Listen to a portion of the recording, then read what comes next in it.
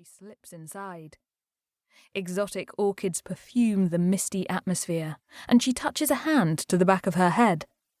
Her maid coiled her chestnut hair into a passably elegant chignon, with ringlets framing her face. If her curls turn to frizz, her brothers will guess where she's been and report her to their mother. A lean figure steps out from behind a desert pine. He is fair, with distinguished features, and instantly recognizable in his ivory swallowtail coat. "Mademoiselle?" The deep timbre of his voice dissolves Jane's heart and propels her toward him. Pausing just out of his reach, she gazes upward through fluttering eyelashes. "It was most wicked of you to lure me here alone." His bright blue eyes sparkle, and his mouth curls into a seductive smile. "You understood my message, then?" "I understand you perfectly, Monsieur Lefroy."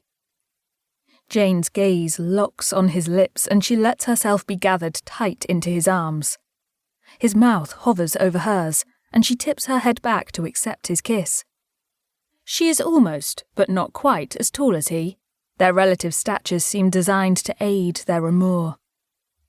Glued together, they stumble into a row of shelves. Beside Jane, a terracotta pot tumbles and smashes at her feet. Dark earth spills across the clay floor tiles. She breaks free, stooping to pick up the tangle of roots and placing the plant carefully back inside its damaged pot. Tom bends down on one knee, cupping her face in his palm. Is this the moment he will propose? He directs her eyes back to his.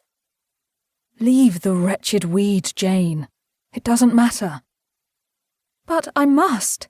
We are guests. It's only respectful." Jane's heartbeat returns to a regular rhythm as she places the orchid back on the shelf beside its neighbours. She fingers the tall stem, lined with papery chartreuse flowers, until the plant looks as if it was never disturbed. Tom kicks shards of terracotta beneath the cabinet with the toe of his dancing pump. "Besides, someone will know we've been in here." He silences her protests with kisses. Slowly, he peels one kid leather glove down her arm and pulls it free. Jane presses her naked palm to his, their fingers interlacing.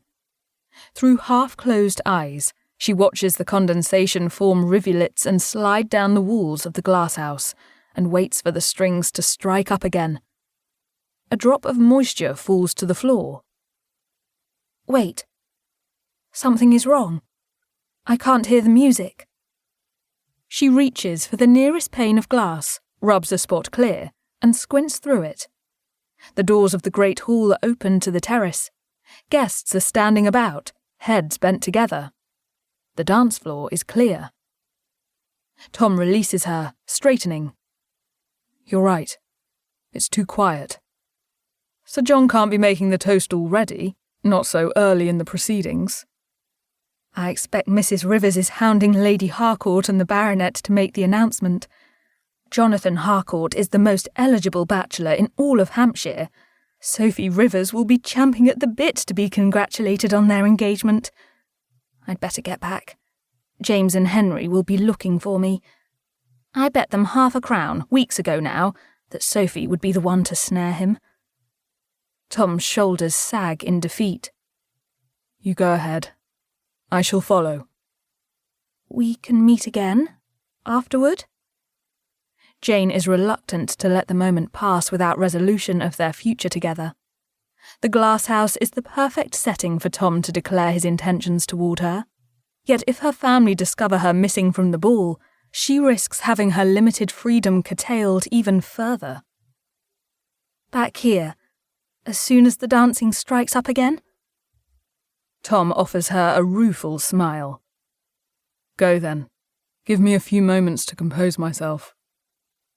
Jane flushes as she turns toward the door, pressing her fingers over her lips to prevent herself from laughing. "Wait." He waves her glove at her.